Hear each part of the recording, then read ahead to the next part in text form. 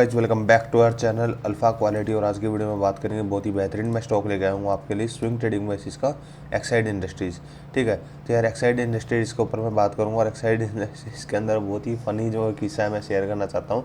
काफ़ी टाइम से बहुत ज़्यादा रनअप इसने दिया नहीं था। मीन्स अगर हम 2012 से 13 से अगर हम बात करें, सॉरी अगर हम 11 से भी बात करें तो 2011 से लेकर 2018 तक 120% का रिटर्न दिया है। मीन्स 6 साल में 120 का, तो मतलब कि अगर हम 120 को 6 से डिवाइड करते हैं तो 20% के अगर से बढ़ा है।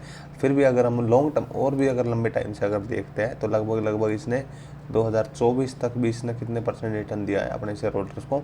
लगभग 130% का रिटर्न दिया है, जो कि कुछ भी नहीं है एक तरीके से अगर देखा जाए तो। कुछ भी स्टॉक ने ब्रेकआउट मीन्स अच्छी खासी रैली कोई दी नहीं है। ठीक है, 2023 के टाइम पे मैं इसके अंदर बाय करना चाह रहा था और इसके अंदर बहुत ही अच्छी एक अपॉर्चुनिटी थी और मैंने बाय नहीं किया, क्योंकि स्टॉक के अंदर जो काफ़ी टाइम से ये हो रहा था कि अमरा राजा बैटरीज बाय करनी चाहिए और एक्साइड इंडस्ट्रीज बाय करनी चाहिए। लेकिन मेरे को ये था कि स्टॉक के अंदर कोई ट्रेंड टिक नहीं आ रहा था उस टाइम, इस टाइम की बात हो रही थी और फिर मैंने स्टॉक छोड़ दिया था। मैंने सोचा था जैसे ये अब ट्रेंड के अंदर चलना स्टार्ट होगा, एक हायर हाई बनाना स्टार्ट होगा, फिर मैं बाय करूँगा। तो मेरे अकॉर्डिंग यहाँ पे मेरे को बाय करना चाहिए था और मेरे को अच्छे खासे यहाँ पे रिटर्न मिल सकते थे। अब तक के 185 तक के रिटर्न मेरे को ईजिली मिल सकते थे, लेकिन कोई नहीं, जो हो गया सो हो गया। अभी क्या हो रहा है, अभी स्विंग ट्रेडिंग के ऊपर बात करते हैं। स्विंग ट्रेडिंग के अंदर क्या चल रहा है, तो एक बार मंथली चार्ट भी देख लेता हूँ कि मंथली क्या हो रहा है। और जो वो लोग बोलते हैं ना कि यार बहुत ज़्यादा रनअप दे दिया है, तो मैं बोलूँगा यार 2010 से 2024 तक 14 साल एक रेंज के अंदर ये स्टॉक फंसा हुआ रहा है।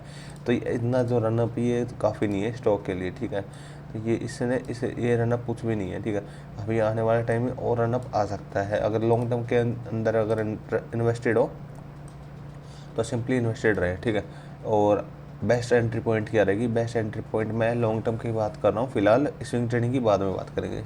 ठीक है, लॉन्ग टर्म की बात कर रहा हूँ तो लॉन्ग टर्म में यहाँ पे अगर एंट्री ले लेते हैं तो ठीक रहते हैं कि यहाँ पे ब्रेकआउट हुआ, रिटेस्टिंग भी हुई और फिर ये इसने अच्छा खासा ब्रेकआउट किया, 112% की रैली मिल सकती है आपको। ठीक है, अभी लॉन्ग टर्म के लिए आपको क्या है, लॉन्ग टर्म को ये जो मैंने जो लगा रखी है 50 मूविंग एवरेज की है, 50 मूविंग एवरेज की है। तो स्टॉक वापस 50 मूविंग एवरेज पे आएगा तब हमें बाय करना है। मीन्स यहाँ से लगभग अगर चलो स्टडी आगे कुछ टाइम में अगर यहाँ से 14 से 15% की करेक्शन आती है और हमारी मूविंग एवरेज यहाँ पे पाएगी तब हम इन्वेस्ट कर सकते हैं इसके अंदर, क्योंकि यार बहुत ओवर स्ट्रेच हो चुका।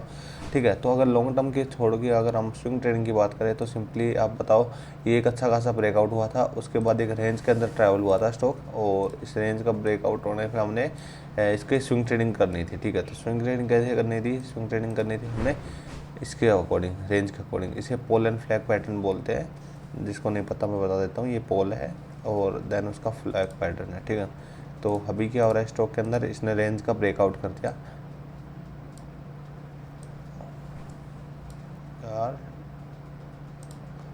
हाँ, ये पोल और ये इसका फ्लैग। ठीक है, सिंपली इसने इस रेंज का ब्रेकआउट कर दिया आज के दिन। और यहाँ पर मैं सोच रहा हूँ कि अगर रीटेस्टिंग अगर होती है तो भी ठीक है, अगर रीटेस्टिंग नहीं होती तो इमीडिएटली बेसिस पे हमारी बाइंग हो सकती है। ठीक है, तो अगर आप करंट लेवल्स पे अगर बाय करते हो, फॉर एग्जांपल मैं अगर मार्क कर देता हूँ तो ये हमारा जो एंट्री पॉइंट था, मीन्स यहाँ का ब्रेकआउट हो गया और ये हमारा स्टॉप लॉस हो जाएगा। ठीक है, टारगेट्स क्या रहेंगे, फॉर एग्जांपल अगर आपको समझ में नहीं आ रहा तो मैं बता देता हूँ।